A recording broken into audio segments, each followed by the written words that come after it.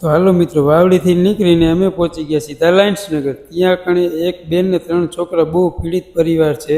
ત્યાં અમારે દેવાની હતી કીટ.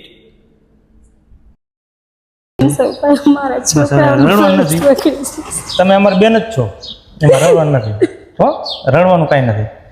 અમે તમારા ભાઈ જ છીએ, બસ રડવાનું કાંઈ નથી. મહિનાનું નહોતું દેવાતું મારું તો અહીંયા ખાલી કરાવી દીધું. કાંઈ હમણાં જ આવ્યો 2 મહિના થયા છે.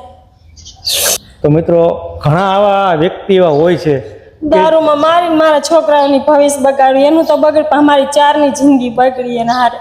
હવે એ તો મૂકી દીધું, પણ હું મારા બચ્ચાઓને થોડી મૂકીશ, માંગી ભીખીને પૂરું કરીશ.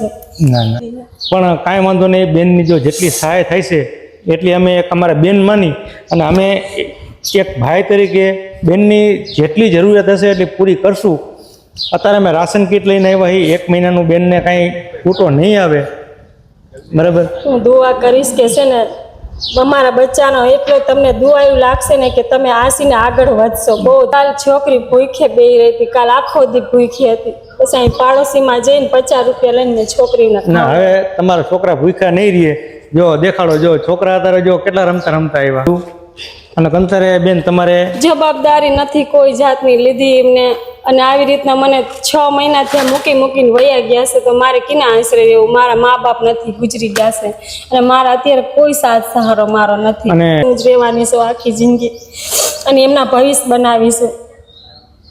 તમને રાશન કીટ જો અત્યારે અમે 1 મહિનાને આપી છે, અને બીજા હું તમને મારાથી બને એટલી સહાય હું કરું છું.